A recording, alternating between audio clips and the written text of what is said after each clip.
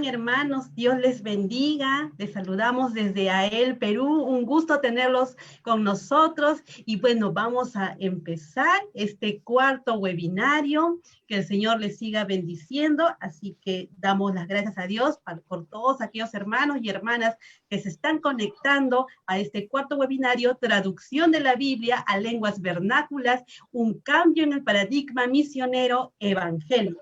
Tengan ustedes muy buenos días. Que voy a dar pase en estos momentos a mi querida hermana Juliana, quien estará presentando al expositor del día de hoy. Adelante, Juliana. Sí. Buenos días, queridos hermanos. Aquí muy contentos nuevamente de tener por segunda vez a nuestro hermano Adolfo Betancourt, a quien la mayoría de los miembros de AEL conocimos en la Juventud Universitaria Cristiana, ¿no? Entonces, desde esa época lo conocemos, no vamos a decir cuántos años, ¿no? Para no revelar las edades. Okay. Bueno, el pastor Adolfo Betancourt tiene como profesión Ciencias de la Comunicación, la estudió en la Universidad de Lima, luego estudió para el Ministerio Pastoral en el Seminario Bíblico Alianza, y además hizo un diplomado en lingüística, el CILTA, ¿no? En la Universidad Ricardo Palma. Actualmente es pastor y misionero oficial de la Alianza Cristiana Misionera del Perú, y es director adjunto para SIL Américas. Y además es miembro de la Junta de Directores de Comibán y coordinador para la región andina de esta misma organización. Aquí entonces tenemos a Adolfo Betancourt en la exposición. Muy bien.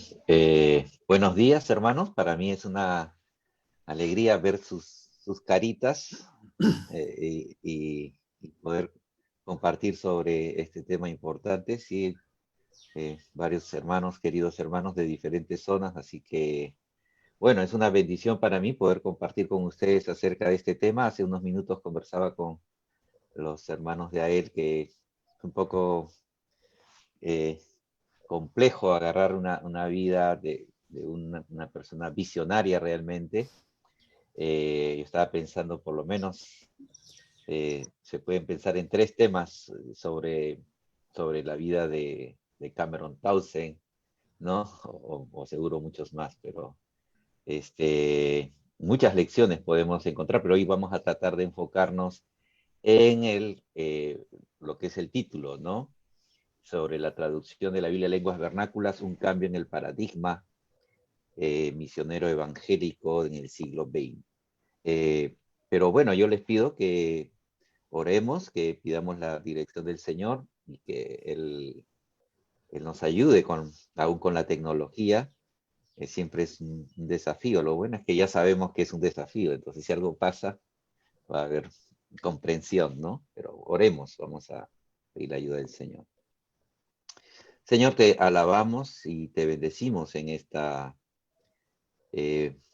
mañana por esta oportunidad de ver la vida de un siervo tuyo, un hombre que creyó en ti y que fue fiel al tratar de cumplir la visión que tú habías puesto en su corazón.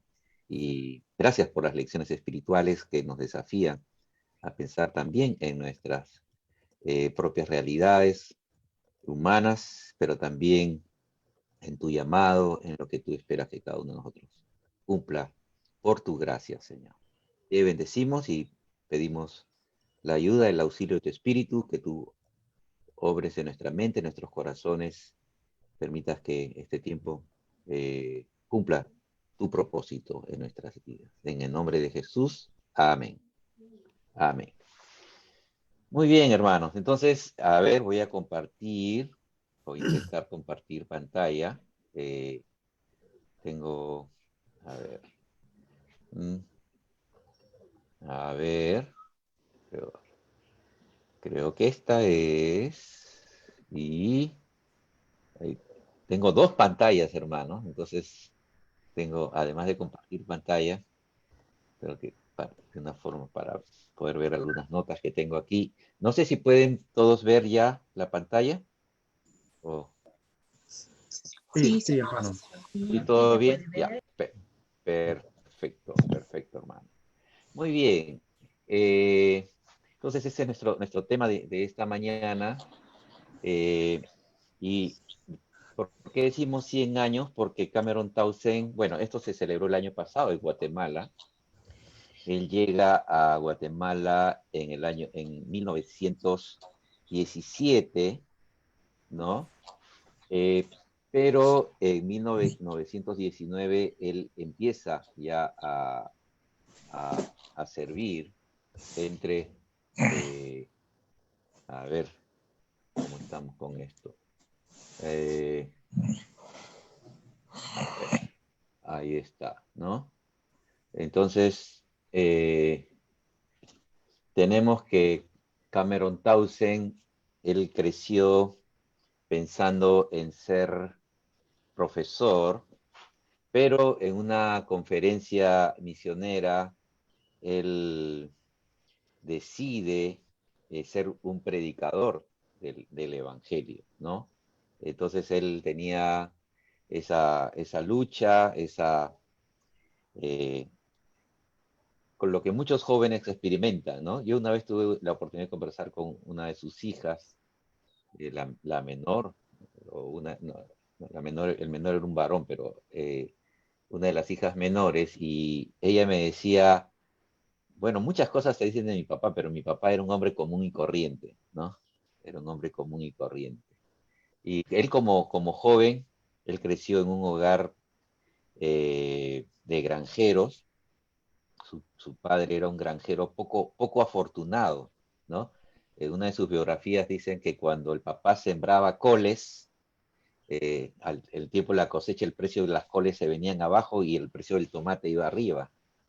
Y cuando él sembraba tomates, el precio del tomate se caía y otros productos subían. Y así era su vida. Y él creció en un ambiente de muchas limitaciones económicas, pero como siempre, la influencia de los padres de una familia piadosa, ¿no? Entonces, cuando él termina, él tenía que decidir qué iba a hacer con su vida, ¿no?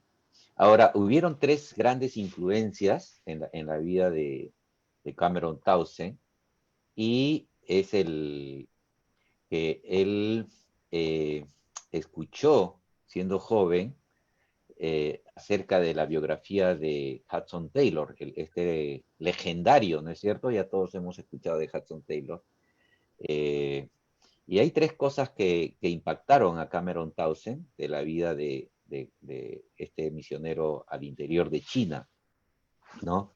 Y lo que más le impactó a él fue la necesidad de adaptarse a la cultura, ¿no? De las personas donde uno vive, ¿no? Quienes han leído la historia de Hudson Taylor recuerdan que él fue muy criticado por sus colegas misioneros ingleses porque él desprestigiaba el evangelio al vestirse como chino, ¿no?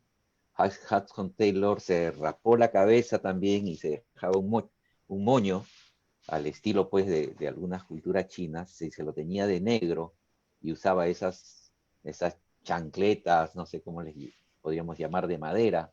Entonces él en su apariencia, aunque era rubio, de ojos claros, él trataba de parecer chino, y esto decían los misioneros que estaba desprestigiando, ¿no? Porque para ese tiempo, en el tiempo de Hudson Taylor, civilizar y evangelizar eran dos conceptos que debían ir de la mano. El misionero no solamente llevaba el evangelio, sino también llevaba la cultura occidental, ¿no? Era su tarea, su misión.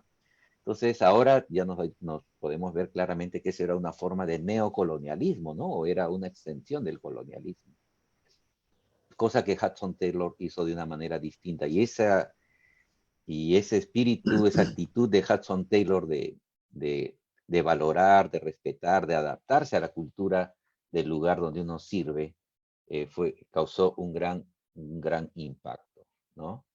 Ahora, otra una segunda influencia en la vida del llamado luego tío Cam, Uncle Cam, fue el evangelista John R. Mott, ¿no? Que él fundó un movimiento estudiantil y, eh, y él hizo un llamado que impactó realmente a toda la juventud norteamericana de alcanzar el evangelio a todo el mundo en nuestra generación, ¿no? Algo que quiero mencionar para, ahora que vi una palabra mission, ¿no? Yo estoy usando la presentación, la base, digamos, de una presentación que hizo una hermana justamente en el centenario del inicio del trabajo de traducción de Cameron Townsend en Guatemala, ¿no? Entonces, siempre es bueno citar, ser honesto y citarlas.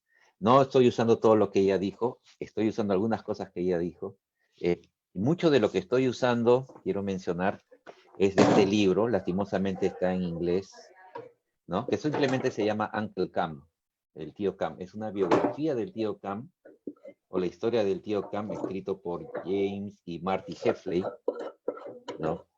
Son unos, digamos, redactores, periodistas, que hicieron toda una investigación, es del año 82, bueno, la primera edición del 70 y tantos y la segunda del 82.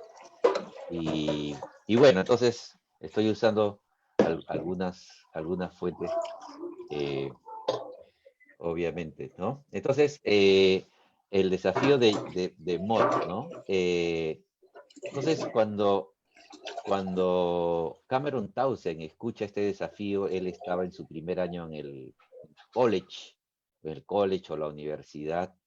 Él se pone a pensar, yo no he hecho nada por el Señor hasta ahora, ¿no? Él había crecido en una iglesia evangélica, ¿no es cierto?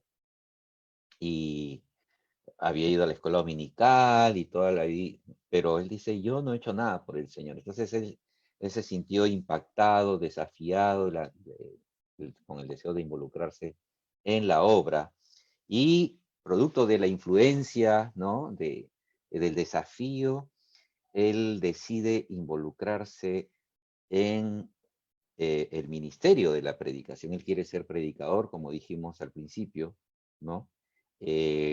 Y se pone en contacto con la Sociedad Bíblica Americana para venir a Guatemala con un amigo de apellido Robinson, más conocido como Robbie, que fue su gran compañero los primeros años de su ministerio.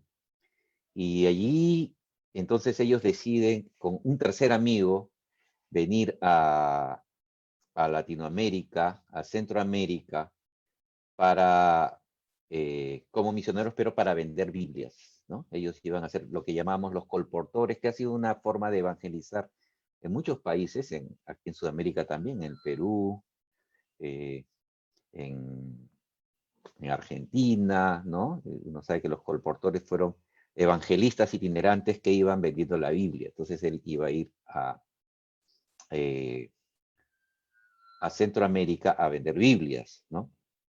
Pero resulta que en esos años, eh, aunque Estados Unidos no había querido entrar a la Primera Guerra Mundial, en 1917, Estados Unidos, justo en el tiempo cuando Cameron Townsend y sus dos amigos habían decidido venir o ir a Centroamérica, mejor dicho, los llaman para ir. Ellos se llaman o los ofrecen, los tres se ofrecen a ir.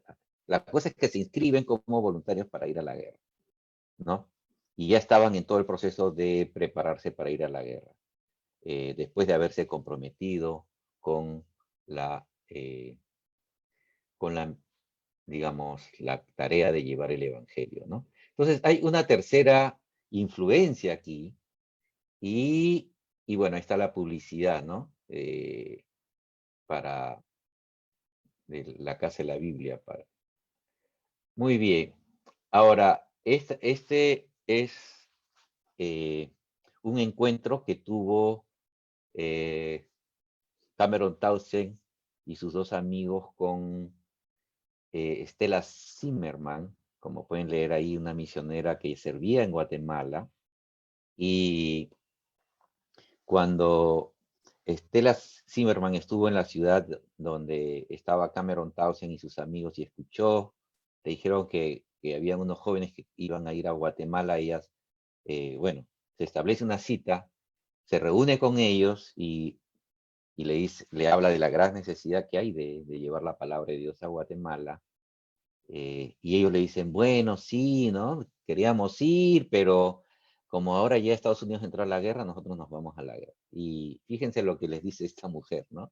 Ustedes son unos cobardes, le dicen, ¿no? Ustedes son unos cobardes, ¿no? Porque hay miles de hombres que están yendo a la guerra, pero están dejando a las mujeres solas a hacer la obra de Dios. Y él salió, nos dicen sus biógrafos, salió muy chocado. Yo no soy cobarde, ¿no? Yo no soy cobarde, ¿no? Pero este fue un desafío y ellos le decían, pero ya hemos dado nuestros nombres, ya estamos registrados, ya. eh, y, y bueno, ella les decía, no, pero ustedes son cobardes, ¿no? Entonces, eh, él y su amigo Robinson, eh, van donde el director de la sociedad bíblica, y él les da una carta y dice, bueno, vamos a ver qué pasa, ¿no? Era poco probable que en el ejército le diga, ya, no importa, anda a predicar el evangelio, ¿no? Pero dice que cuando dos de ellos van, Tío Cam y Robbie, a hablar con el general, eh, el hombre, el militar le dice, bueno, ustedes van a hacer mucho más bien vendiendo Biblias en Centroamérica que matando alemanes en Europa, ¿no? Entonces, mejor vayan a Centroamérica. Y les dio permiso, ¿no? O sea, Dios abrió esa puerta para que ellos pudieran salir al campo misionero como eh, vendedores de Biblia. Bueno, me gustaría escuchar preguntas. No sé si en algún momento podemos hacer un intermedio o algo, algún comentario. Pero bueno, voy a seguir. Entonces, así ellos salen en el 2017 rumbo a Guatemala. Ahí pueden ver a Cameron Townsend, él es el más alto, y su amigo Robbie, eh, que también va a Guatemala para vendedores, como vendedores. Primero van a Ciudad de Guatemala, de ahí a Antigua, y van a vivir, él es asignado a una región donde ustedes ven ahí Panajachel, Chichacastenango y toda esa zona, frente al lago Atitlán, que era una zona donde habitaba un grupo étnico llamado los Cachiqueles. Entonces, él juntamente con Robbie, por más de un año, se organizan y salen haciendo muchos viajes, eh, tratando de vender Biblias, ¿no? Pero hay una anécdota muy interesante de Cameron Townsend acá, que también lo marcó de una manera importante, ¿no? Es que él estaba al poco tiempo de llegar, hubo lo que se llama la conferencia o el retiro de misioneros. Él llega para vender Biblias, pero digamos bajo el paraguas de la misión centroamericana, Centro American Mission, ¿no? Y él asiste a la conferencia, entonces él ahí escucha sobre el desafío de predicar el evangelio, y resulta que él nunca, ya estaba en Guatemala como misionero, pero él nunca había hablado del Señor a nadie, nunca había predicado. Y eso lo, lo redargulló. Entonces él, en algún momento libre de la conferencia, él sale y va al pueblo para hablar del Señor a alguien. Quería hablar del Señor a alguien porque nunca lo había hecho en su país, ¿no? Resulta que encuentra a un hombre y le dice, ella había estudiado español, así que ella hablaba español, y le dice, hombre,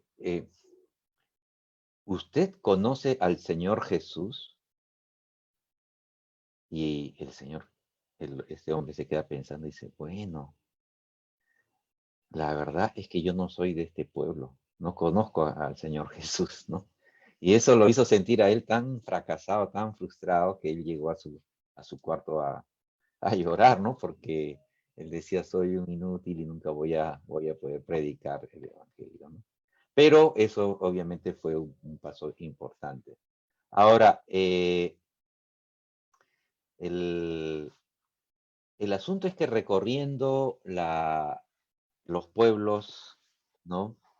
Él se dio cuenta que, bueno, dos cosas, ¿no? Dos cosas. En primer lugar, que la gente mantenía su cultura, eh, él podía ver que la gente valoraba mucho su forma de vestir. Por ejemplo, las mujeres tenían sus formas características de vestir prácticamente cada pueblo, como sucede en muchos lugares al interior del Perú, ¿no?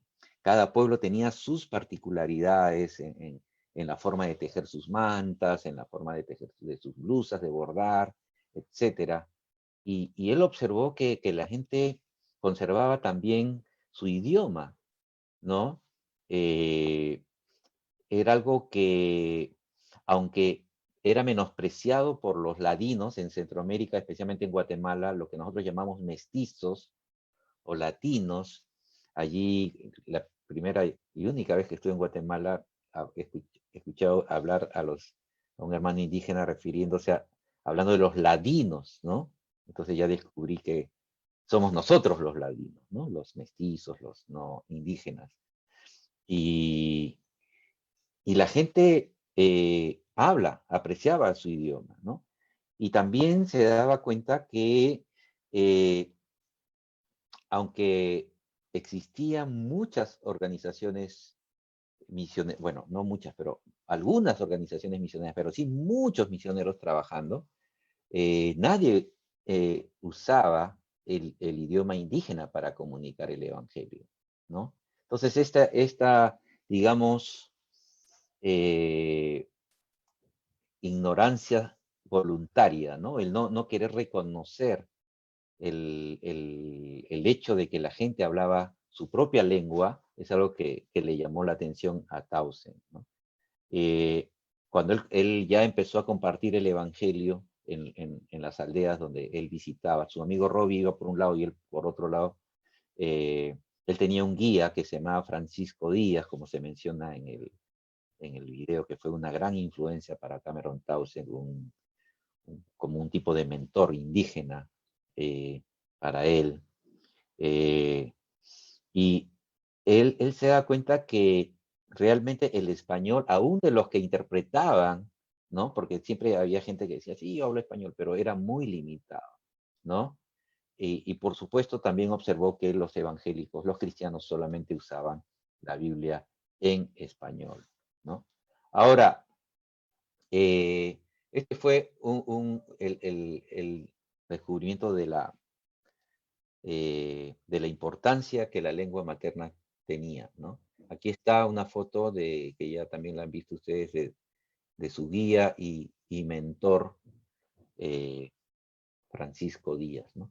Ahora, gracias a las conversaciones con su amigo Francisco Díaz y este año y medio recorriendo diferentes pueblos, aldeas cachiqueles, también él descubre que los indígenas en Guatemala sufrían lo que él llamó una triple opresión, ¿no?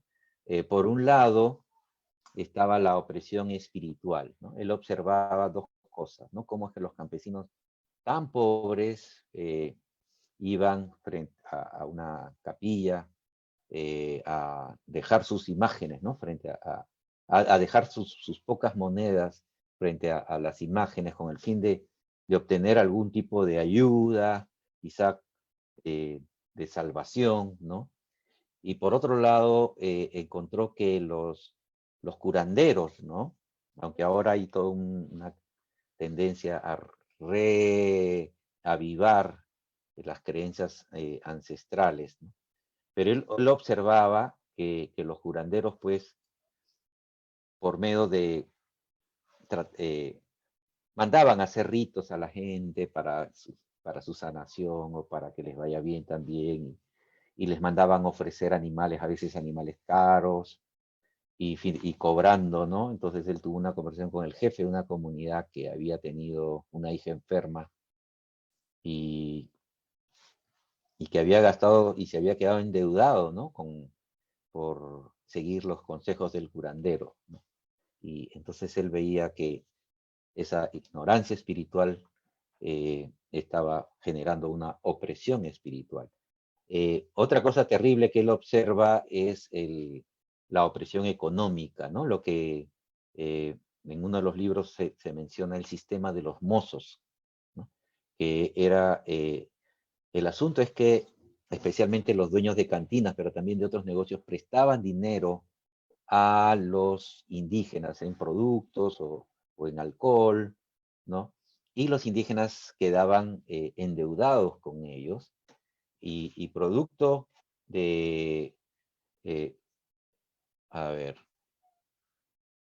parece que hay algún problema. ¿Me pueden ver la pantalla bien? ¿Ahora? Ahora sí, ahora sí. Ahora sí. Ya, ok, ya. Entonces, y les decía pues que los indígenas terminaban siendo como esclavos de los ladinos o los mestizos, ¿no? Incluso podían ellos dar a los indígenas, los daban como mercancías, o sea, era un sistema de esclavitud. Y también Cameron Townsend puede ver que esto estaba muy, muy, muy relacionado con el tema del idioma, ¿no? La ignorancia de la palabra de Dios en el idioma, pero también el no tener la oportunidad de leer, de conocer sus derechos, de conocer, de no tener acceso a la información que podía ser útil para él. Entonces él ve y esto causa un gran impacto en Cameron Townsend y le lleva entonces a decidir dedicar su vida a la evangelización, ¿no? Entonces él, a esa edad, él de 21 años, 22 años, él decide dedicar su vida a la evangelización de los indígenas, ¿no? Ahora, es interesante, hermanos, porque, y aquí vemos lo que sería un cambio de paradigma, ¿no? Porque cuando Cameron Townsend decide dedicar su vida a ministrar a los indígenas, él decide aprender el idioma, ¿no? Porque obviamente ese era el único medio para llegar al corazón de la gente, y decide traducir la Biblia a el idioma cachiquel. Y la cosa es que esto fue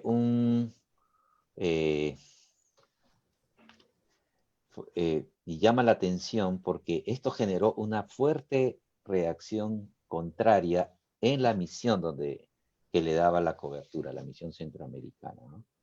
Y le decían, tú estás perdiendo tu tiempo, ¿no?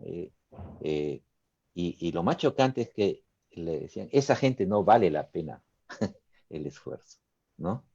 Y el idioma tampoco vale la pena. O sea, vas a perder tu tiempo. Mejor dedícate a ministrar en castellano. Y esto se genera una polémica tan, tan grande, hermanos, que la base de la misión estaba, al parecer, en Chicago, y se hace una conferencia donde el tema era sobre lo que Cameron Townsend, que se iba a discutir, era lo que él había decidido hacer, que es aprender el idioma indígena y traducir la Biblia para los cachiquel, ¿no? Hay un par de anécdotas ahí muy interesantes que algunos conocemos, hemos leído quizá algo de Larry Sperry Chafer, ¿no? Que él es un gran teólogo, escribe unos clásicos la teología que se usa en los seminarios. Y él era el secretario ejecutivo de la Misión Centroamericana en ese tiempo, y viene a Guatemala para hablar con Cameron Townsend, para escuchar y ver, ¿no?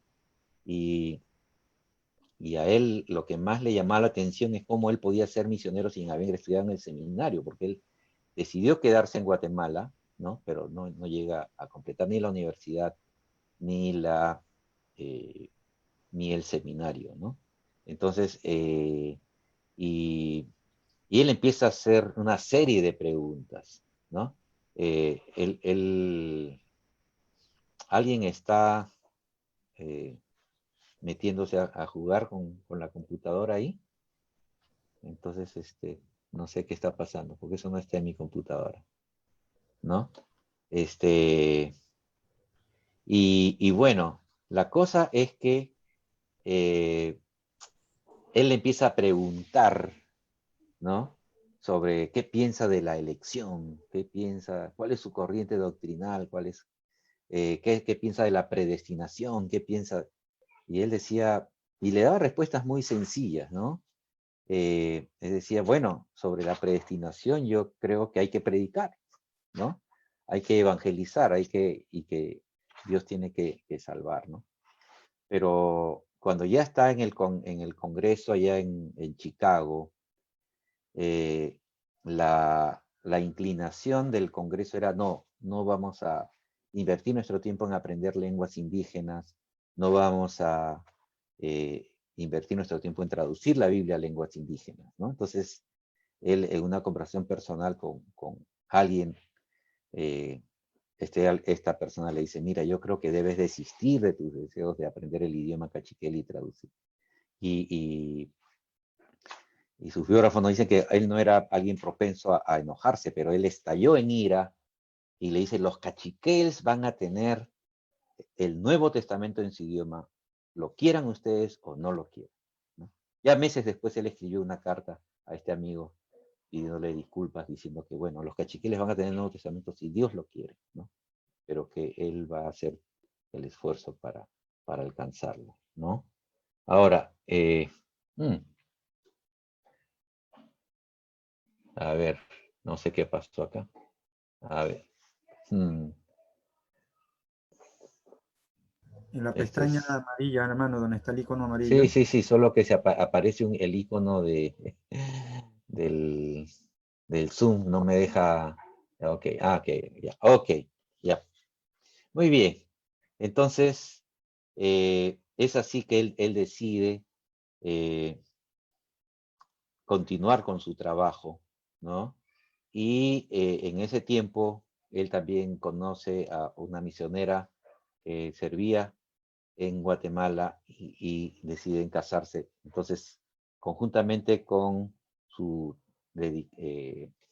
coincidió el inicio, ¿no?, de su trabajo en traducción de la Biblia con su matrimonio, que duró 25 años hasta el fallecimiento de su esposa, ¿no?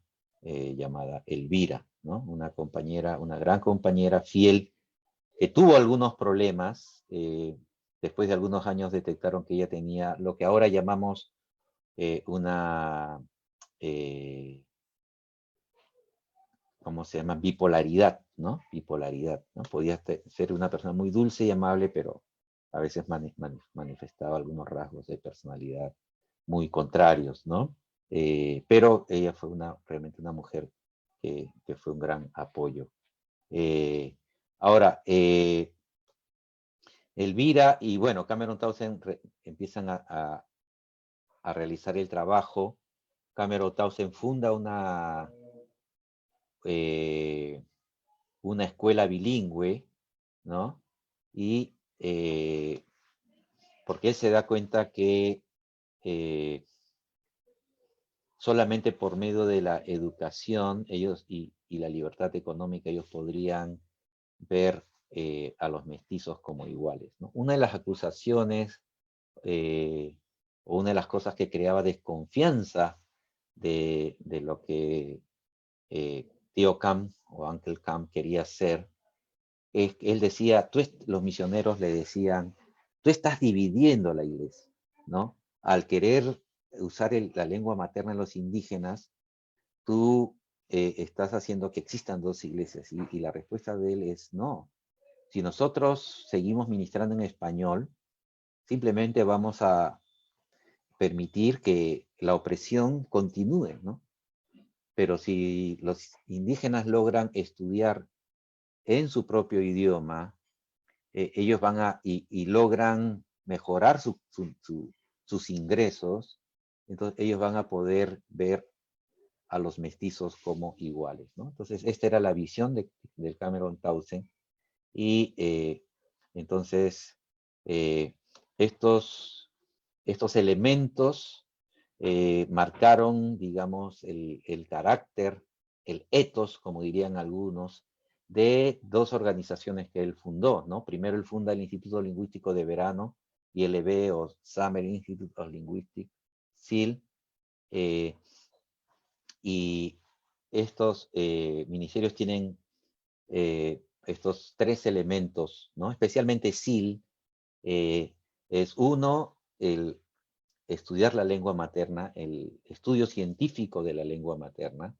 Él inicia, él tuvo muchos problemas para aprender el idioma cachiquel al principio, y conoce un antropólogo que visitaba Guatemala y le habla de un lingüista famoso también en Estados Unidos. Entonces él se conecta.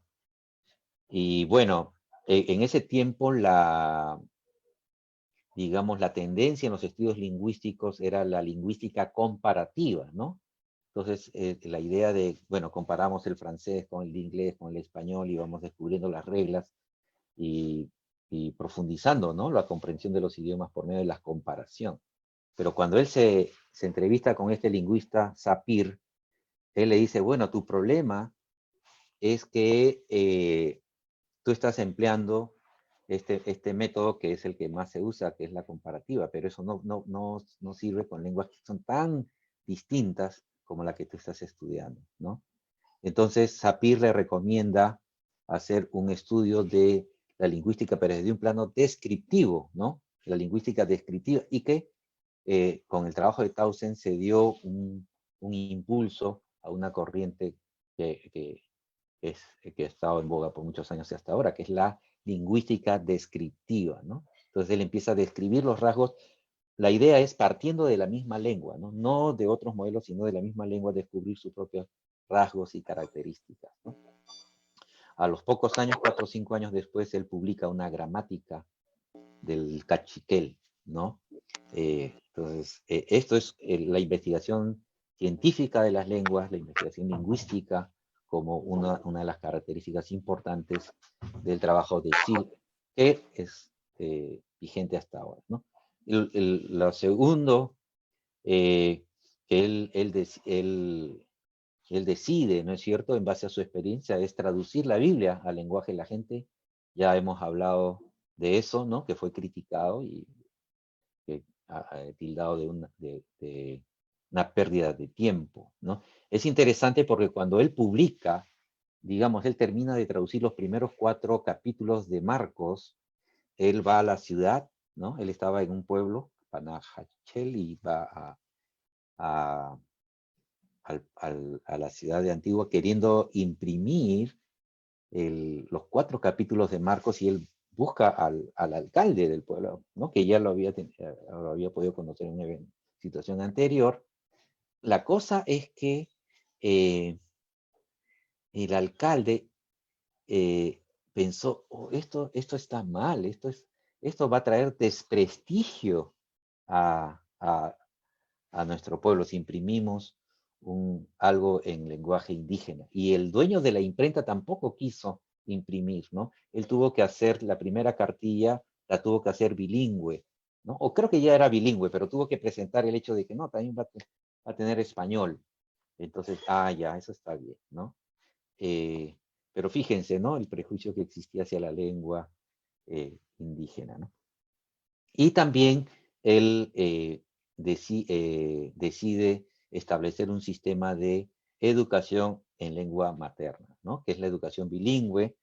Él, de hecho, establece la primera escuela bilingüe, quizá es considerada la primera, de hecho la primera iglesia de Centroamérica y quizá de toda Latinoamérica, ¿no? Y él con su esposa preparan los materiales y van capacitando los maestros indígenas, ¿no? Él tuvo, este sistema se hizo tan famoso, hubo un evento grande en la ciudad de Antigua, cerca de donde él vivía, donde vinieron altos funcionarios de Centroamérica, se iba a discutir si Centroamérica se unía en un gran país, en un solo gran país.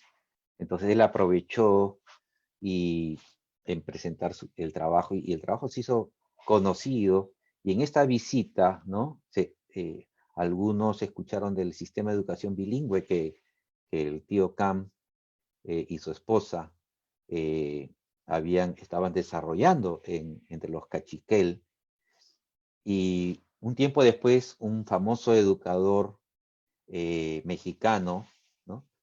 Apellidado Sáenz, viene a la comunidad para ver, ¿no?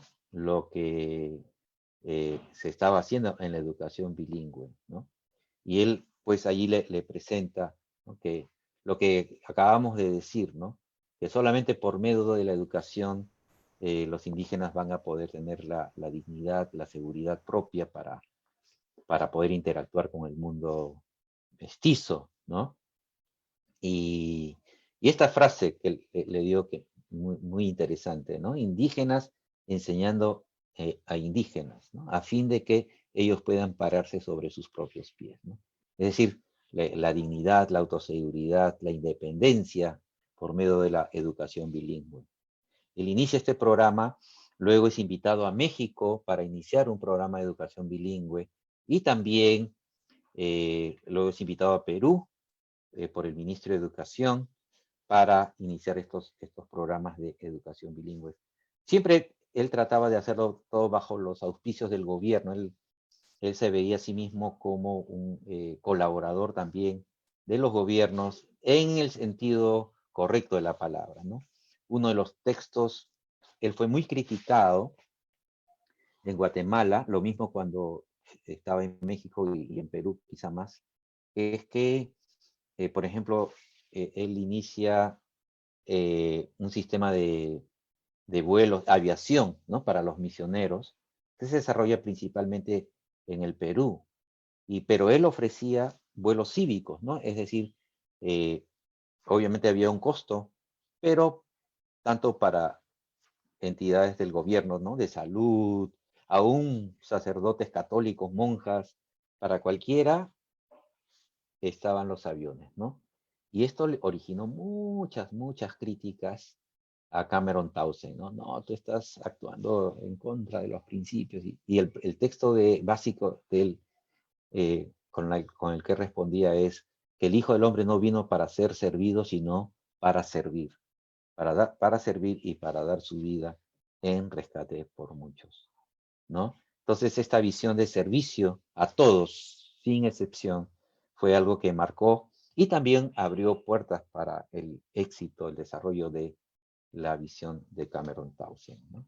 Ahora, también funda, juntamente con su amigo Robbie, que muere luego ahogado, su amigo Robbie, al poco tiempo, pero fundan un instituto bíblico para líderes de la iglesia cachiquel, ¿no? Ya luego el Instituto Bíblico tomó el nombre de Instituto Bíblico Robinson en honor al amigo que había sido uno de los fundadores y profesor, ¿no? Entonces, cuando funda el Instituto Bíblico, ¿no? Es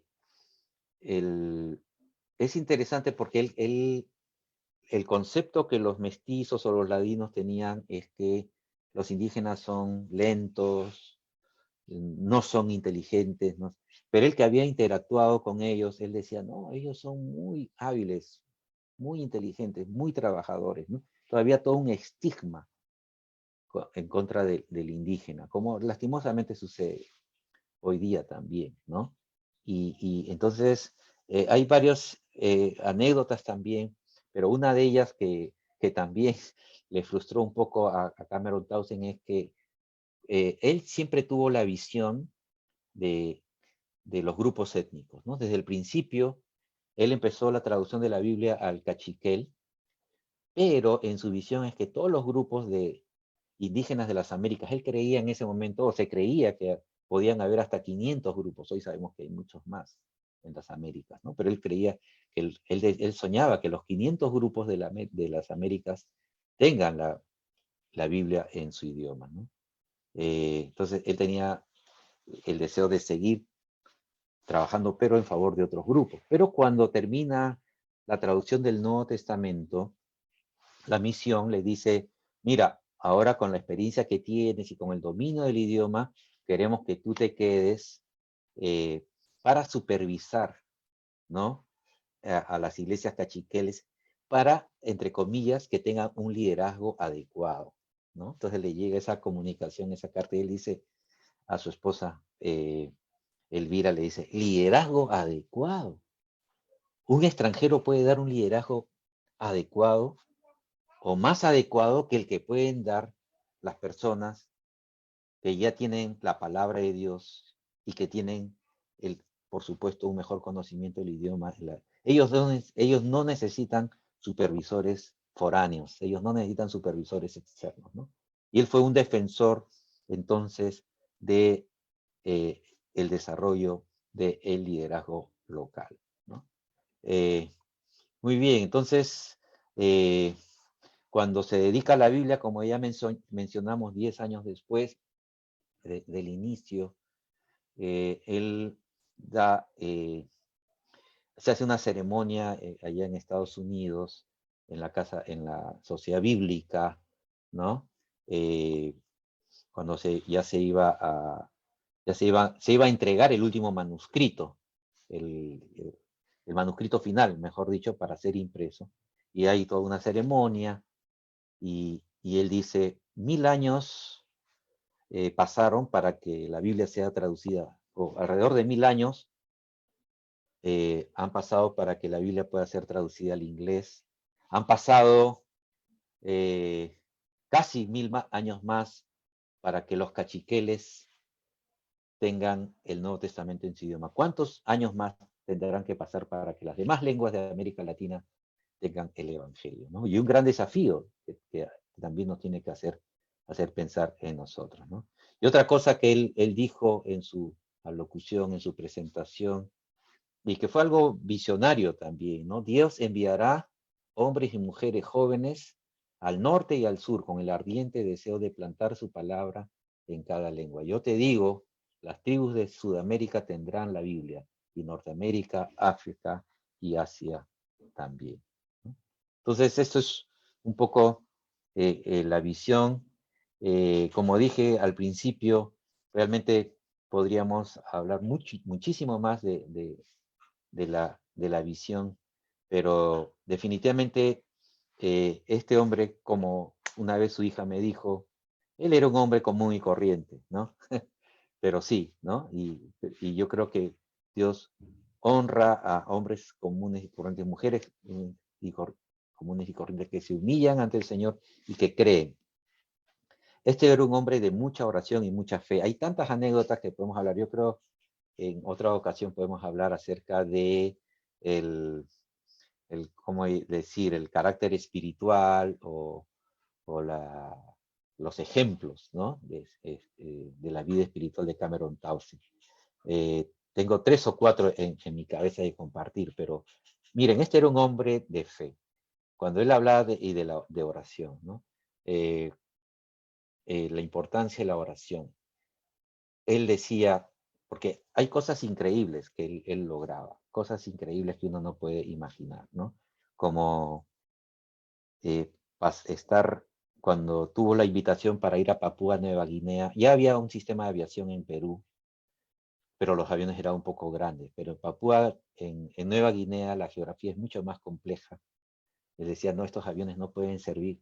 Y él estaba en su año de sabático, como llaman en Estados Unidos, con su familia, y pasan por cerca de una base, de un aeropuerto, y ven una avioneta, y él dice, esa es la avioneta que necesitamos, ¿no? Él para, entra y averigua, esto se fabrica en tal lugar. Entonces, él va con un grupo de Wycliffe, que es la organización que había fundado, y le dice, bueno, el precio es tanto, no tenían nada de dinero para siquiera una avioneta. Pero él dice, ya, necesitamos 6, queremos 6. ¿Cuánto nos deja? Y le explica ya todo, ¿no? Y sus 3 compañeros con los que había ido a visitar al dueño, ¿no? De la fábrica de estas avionetas, salen y le dicen, William, no tenemos $1. ¿Y cómo dices que queremos 6, ¿no? Y él dice, Dios ya me dio la estrategia. Mientras hablaba, ¿no? Dios ya me dio la estrategia. Y bueno, es toda una historia cómo consiguen las 6 avionetas finalmente. Pero en una reunión él dice, hablando de la oración y la fe, él dice, imagínate que Dios que te dice en este momento, ¿no? Dios desciende y te dice, te doy 10 minutos para que me pidas lo que quieras y yo te daré, ¿no? ¿Cómo orarías tú? ¿No? Y él animaba a la gente a tener esa vida de oración, ¿no? Realmente no solamente a orar, sino a creer, ¿no? 10 minutos que Dios te va a dar todo lo que tú... Y fíjense, ¿no? Yo creo que cuando uno consagra su vida a la causa del Señor, a la causa del Evangelio, podemos decir, yo puedo decir, hay tantas evidencias de que este hombre vivió para llevar la palabra de Dios. Él en una ocasión, cuando está en Estados Unidos con su esposa, le hablaron de una pareja, una joven pareja que quería venir a Latinoamérica a servir en traducción de la Biblia, pero que no tenía para sus boletos y necesitaban $250. Él miró a su esposa y parece que ahí hubo una aceptación tácita. Dice, nosotros le vamos a dar los $250. Bueno, en ese tiempo $250 mucho, seguro que era mucho más que ahora, ¿no? Pero esos $250 era lo que Cameron Townsend y Elvira habían ahorrado para comprar una refrigeradora, ¿no? Y así, su vida está marcada de muchos eventos que muestran que él había dado su vida a la causa de Cristo completamente, ¿no? Y por esa razón Dios honraba su fe y las oraciones, ¿no? Como Jesús dijo, ¿no? Pidan todo lo que quieran, si quieran que se mueva esta montaña y se va a mover, ¿no? Pero eso es cuando uno está sintonizado con el corazón de Dios, ¿no? Bueno, hermanos, eso es lo que puedo compartir en esta mañana. Espero que nos anime, nos rete a creer que si Dios nos da una visión y tenemos fe, confiando en la gracia, nos humillamos y confiamos en la gracia del Señor, Dios está dispuesto a hacer cosas grandes con nosotros, ¿no? El Señor les bendiga y dejo a los hermanos de Ael para que continúen. Bueno, hermanos, yo realmente había concluido, debí parar antes para dar el tiempo de oración, pero si hubieran algunas preguntas o algunos comentarios, no sé si Borsi o alguien de Ael quiere hacer algún tipo de comentario. Yo estaba mencionando algunos, al final, algunas lecciones espirituales, ¿no? De la vida de Cameron Townsend, pero yo creo que este hombre de fe, ¿no? Este hombre de obediencia, no sé si hay un poco de ruido ambiental aquí, apagué mis audífonos, estoy sintiendo un poco más de ruido. ¿Me escuchan bien, hermanos? Sí. Sí, ya. Sí, Sí, se don escucha Fernando. bien. Bien. Entonces, estaba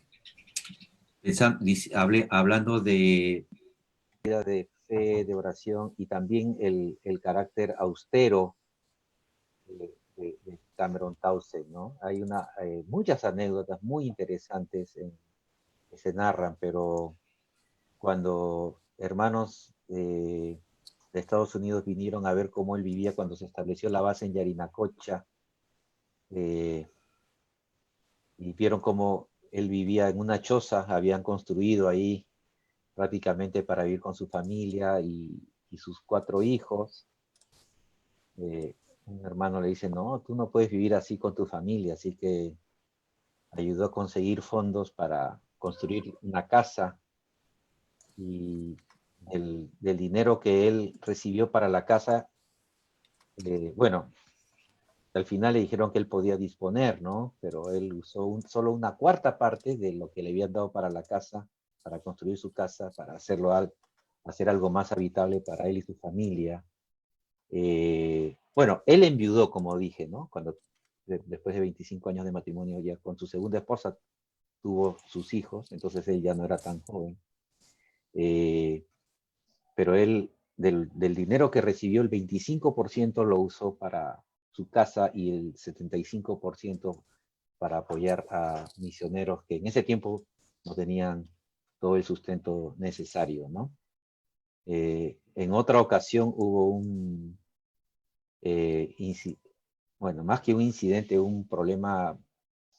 eh, él trabajó en México en el tiempo de un reformador político, el presidente Lázaro Cárdenas, ¿no? De quien incluso escribe una biografía, y él lo pudo conocer personalmente y se dio cuenta que, aunque lo acusaban de socialista y todo, él era un hombre que era un demócrata que estaba tratando de eh, hacer bien a favor de los indígenas, ¿no? Y con los años se estrechó una amistad y todo. Pero en una de las conversaciones con el presidente de México, el señor Lázaro Cárdenas, había un incidente con el tema petrolero, ¿no? Porque las compañías petroleras norteamericanas no estaban siendo muy justas con los trabajadores mexicanos. Entonces había muchas huelgas en México, y ninguno de los dos lados, ni los trabajadores, ni los empresarios petroleros querían ceder a las demandas del otro. Y tal parece que Lázaro Cárdenas no encontró otra salida que expropiar las compañías petroleras. Como ya pasó en el Perú, tenemos otra historia ahí, ¿no? Pero lo que él quiso fue negociar con las compañías petroleras para darles el justo precio, ¿no es cierto? Pero las demandas de las compañías petroleras eran altísimas y tampoco eran del todo justas, ¿no? La cosa es que Lázaro Cárdenas le dice a Tío Cam: si yo tuviera la oportunidad de hablar con los dueños de estas compañías, porque yo hablo solo con sus representantes aquí, que finalmente son empleados y que defienden los intereses de sus patrones, ¿no? Pero yo quiero hablar con los dueños. Y él dice: bueno, yo voy a intentar, yo voy a ir a buscar a cada uno de los dueños y ser como un tipo de diplomático mexicano, ¿no? Para ayudar a un entendimiento, ¿no? Porque Lázaro Cárdenas no simplemente quería quitarles, quería pagarles lo justo, pero no las exorbitantes sumas que le estaban pidiendo, que no eran reales, justas, ¿no? La cosa es que él intenta, no logra, pero al final de alguna forma se resuelve. La cosa es que cuando él dice: ya, yo voy a ir, el presidente Lázaro Cárdenas le dice: mira, si tú vas a ir en representación del gobierno mexicano, no vas a ir en bus ni en tren, y menos con tu esposa y tus hijos, ¿no? Porque yo sé que tú andas así, ¿no? Tú tienes que permitir que el gobierno mexicano te compre un carro, ¿no? Para que tú puedas ir y representar al gobierno. Pero esas anécdotas ilustran la vida de este hombre, ¿no? Nunca vivió para sí, todo lo hizo por causa del evangelio, ¿no? Como dije al principio, él nació en una familia pobre de granjeros, y su padre iba por diferentes estados, ¿no? Para encontrar un mejor lugar para él, para su familia, donde pueda sustentarla bien.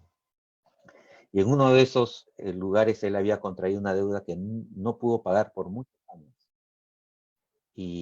Pero en la biografía de Cameron Taja aparece que el papá nunca dejó de pensar y trabajar y ahorrar para pagar esa deuda. A pesar que ya no vivía y ya no tenía ningún contacto con esas personas, él siempre trabajó para honrar esa deuda, ¿no? Y ese sentido del trabajo duro y la honestidad también fueron elementos que marcaron la vida de Cameron Townsend y por lo cual mucha gente a veces le podía dar mucho dinero para los proyectos, sabiendo que él era alguien que todo lo iba a invertir en la causa de los indígenas, ¿no? Entonces, las lecciones espirituales de la vida de este hombre vale la pena también. Como dije al principio, ¿no? No se trata de idolatrarlo, como me dijo su hija, y lo vuelvo a repetir, él era un hombre común y corriente, pero fue un hombre íntegro, fue un hombre de fe, fue un hombre de oración, y sobre todo fue un hombre fiel a la visión que Dios le había dado, ¿no? Porque sabía que era lo justo, que era lo correcto, ¿no? Y bueno, eso es lo que puedo decir a modo de conclusión. Nosotros tenemos un encargo que es ir y hacer discípulos a todas las naciones, y ese hacer discípulos implica que la gente tenga la palabra de Dios en su idioma. Ese hacer discípulos significa que la gente tenga educación, porque si no tiene educación, ¿cómo aprende? ¿No? Y la práctica también del amor al prójimo, del servicio a los demás, ¿no? Y bueno, ya hermanos, eso es de mi parte. No he visto mucho el chat, no sé si hay preguntas o... Sí, sí, Adolfo, gracias por Ya. Sí, hay algunas preguntas. Bueno, hay una. Ujú. La primera pregunta que nos llegó fue si puedes compartir tu PowerPoint. Bueno, ese es uno. Ujú. Hay otra, hay una pregunta interesante. La siguiente dice, ¿qué requisitos son necesarios para aquel que desea iniciar esta labor de traducir la Biblia a alguna lengua? ¿Es relevante la edad? Ya. A ver, bueno, con respecto al PowerPoint, como yo mencioné, yo usé como base un PowerPoint que alguien me compartió de lo que se había hablado en Guatemala. Puedo intentar conversar con esta persona y preguntar, porque a veces las fotos tienen derechos de autor y esas cosas, aunque parece que algunas son bajadas de internet, pero de todos modos voy a preguntar y yo puedo Correcto. compartir contigo, por si quizá tú puedes compartir. Bueno, obviamente, y viendo la vida de Cameron Townsend, que él salió aún antes de terminar la universidad y nunca fue a un seminario, pero es interesante que definitivamente él era un hombre muy aplicado por el dominio que llegó a tener de la lingüística, ¿no es cierto? Para escribir una gramática, él la mandó a Sapir, que era el lingüista más destacado en ese momento, y bueno, las palabras de Sapir fueron también muy alentadoras. Tradujo el Nuevo Testamento, o sea, era una persona muy hábil para la lingüística, pero no tuvo los estudios formales, ¿no? Fue a Estados Unidos a estudiar algo de lingüística, por supuesto, pero no fue un erudito. Aún así, por el conocimiento que él tuvo del idioma cachiquel y por todo el trabajo, a él le ofrecieron 3 doctorados, no como algunas universidades acá, sino de universidades de prestigio en Estados Unidos. Incluso se le ofrecieron 4, él solamente aceptó un doctorado honoris causa, que fue la que le dio la Universidad de San Marcos por sus investigaciones lingüísticas, ¿no? Entonces, sí, él era una persona muy capaz, pero muy autodidacta al parecer también. Entonces, pero sin duda que hay que estudiar, ¿no? Hay que prepararse, hay que tener la habilidad. No todos son buenos para la lingüística.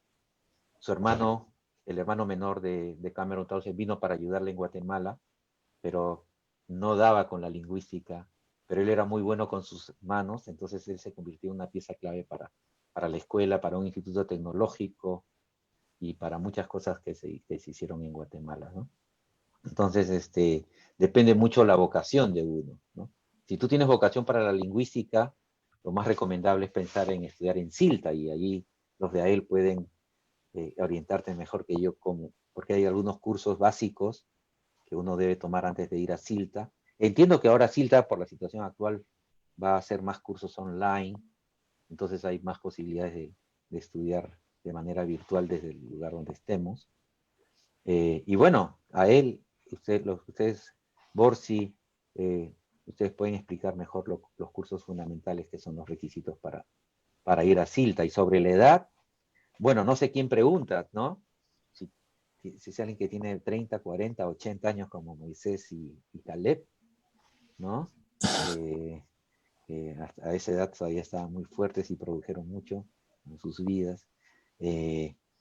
Pero depende, o sea, depende, ¿no?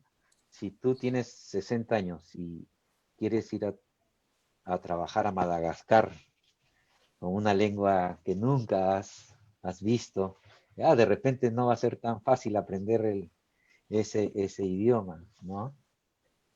Aunque también es parte de la biografía de Cameron Townsend, él siempre tuvo, miren la fe de este hombre, él tenía la carga de ir a Rusia por muchos años y oró, él decía algún día, y a los 70 años conecta con gente en plena Guerra Fría,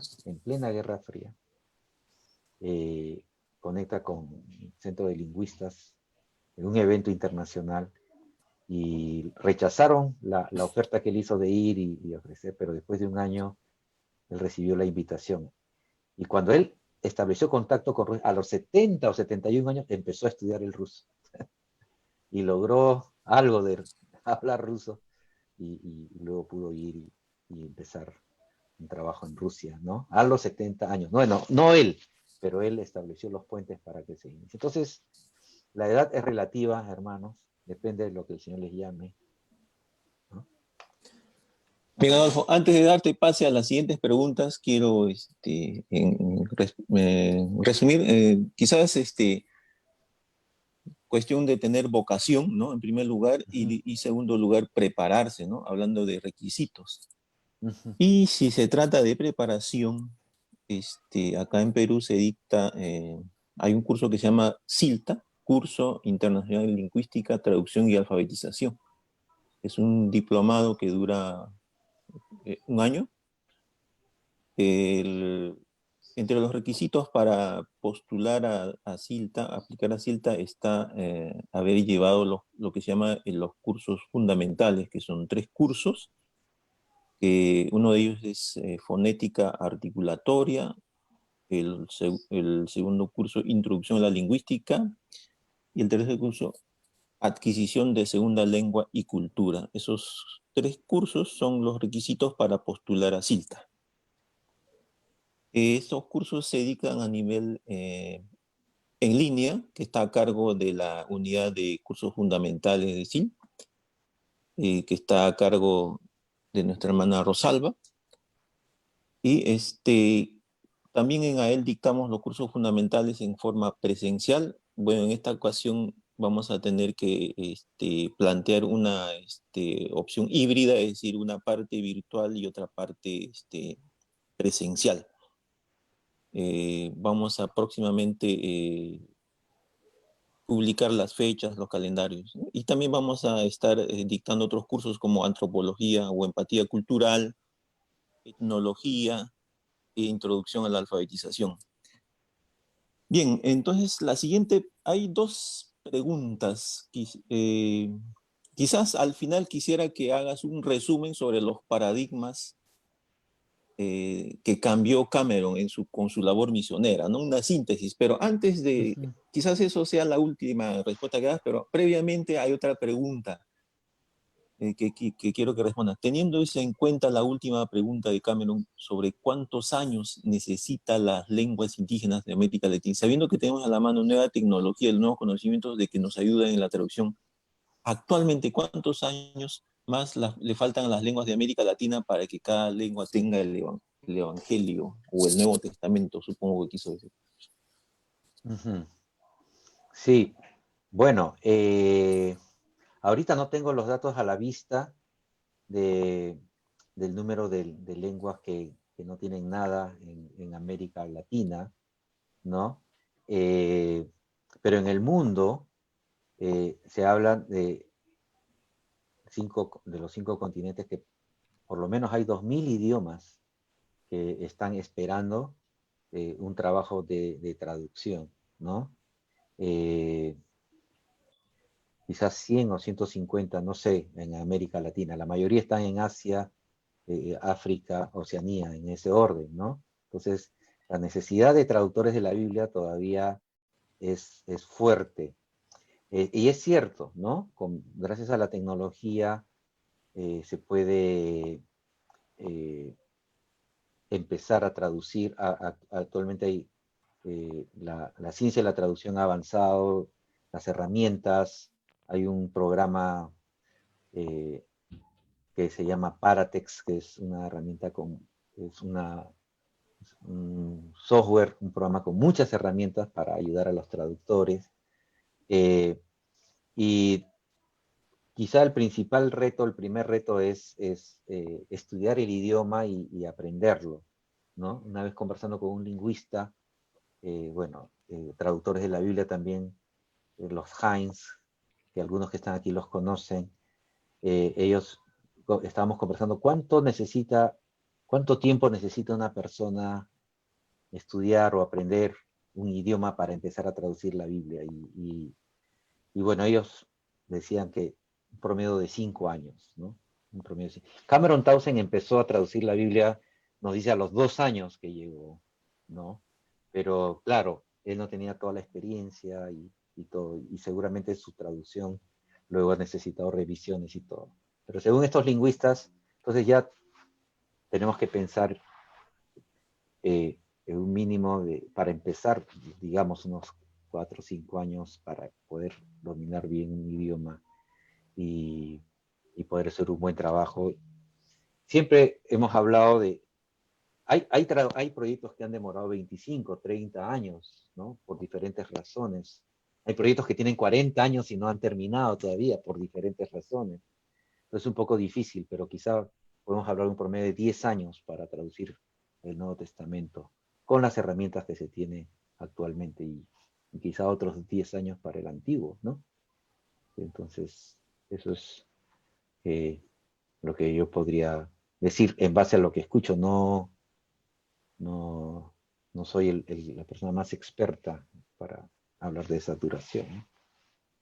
5 años mínimo o en promedio para aprender bien el idioma y ya, bueno, en todo ese proceso se puede ir y 5 años más para todo el proceso, ¿no? Sí. Quizás también podemos basarnos en estadísticas, ¿no? Por ejemplo, el quechua del Huallaga, la Biblia completa duró aproximadamente 40 años, si mal no recuerdo, pero eso era porque partieron de cero probablemente. Pero, por ejemplo, el Nuevo Testamento del quechua de la Purímac duró 7 años, porque partieron de la traducción hecha al quechua de Cusco. Entonces creo que hay muchos factores que afectan en la duración. Bien, hay preguntas bastante técnicas que están haciendo como lingüística descriptiva, ¿usa más imágenes o sonidos en que se enfoca? Bueno, creo que esas preguntas podremos redirigirla al Facebook de Curso Fundamental y con mucho gusto Rosalba les va a contestar. Hemos publicado ahí en el chat la dirección de Curso Fundamental en Facebook. Entonces, Adolfo, quisiera que termines la ronda de preguntas con un sumario, ¿no? De cuáles son los paradigmas que cambió Cameron con su labor misionera. ¿Así? Sí, bueno, yo creo que cuando hablamos de paradigmas estamos hablando de modelos mentales, ¿no? Y uno lo puede percibir un paradigma también por, digamos, lo que hasta ese momento se consideraba lo natural, lo correcto, ¿no? Y creo que el principal cambio en el paradigma de misionero fue en el valor de la lengua materna para comunicar el evangelio, ¿no? La idea de que el castellano es el idioma que todos entienden, el castellano es el idioma que mejor puede transmitir, es un poco parecido a lo que sucedía en el tiempo de Tyndale o de Wycliffe. A Wycliffe le dijeron, a John Wycliffe, cuando él tradujo el Nuevo Testamento, él usó la Vulgata Latina para traducir el Nuevo Testamento, la Biblia al inglés. Y alguien comentó de la Biblia de Wycliffe. Wycliffe ha tomado, ¿no?, la Biblia del latín, que es el idioma de los ángeles, para traducirlo al inglés, que es el idioma de los cerdos, ¿no? O sea, ese prejuicio hacia las lenguas, digamos, maternas de la gente, ¿no? Y esto es algo que ocasionó, por supuesto, el rechazo para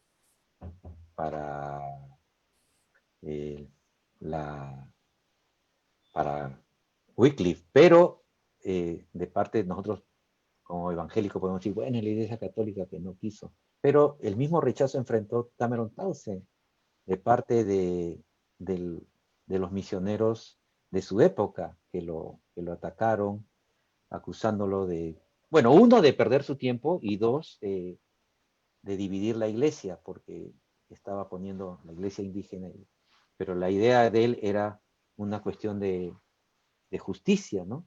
Si usamos solo el castellano, siempre los indígenas van a estar oprimidos, ¿no?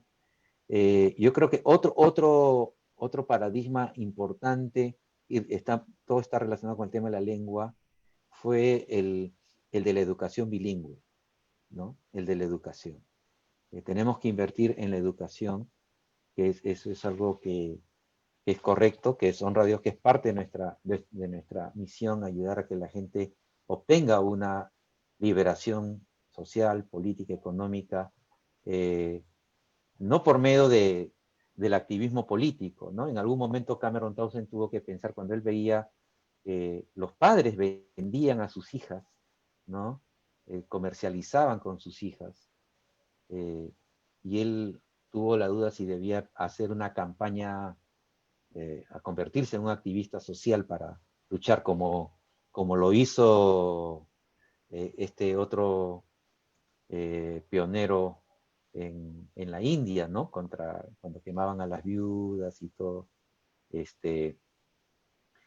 Pero él dijo, no, por medio de la educación, por medio de la palabra de Dios en el idioma de la gente, y por medio de la educación en el idioma de la gente, vamos a obtener la liberación, la verdadera liberación y justicia, y librarlos de la ignorancia, ¿no? Entonces, esta inversión en la educación. Otro paradigma, no sé si es que él lo cambia, pero en varias ocasiones él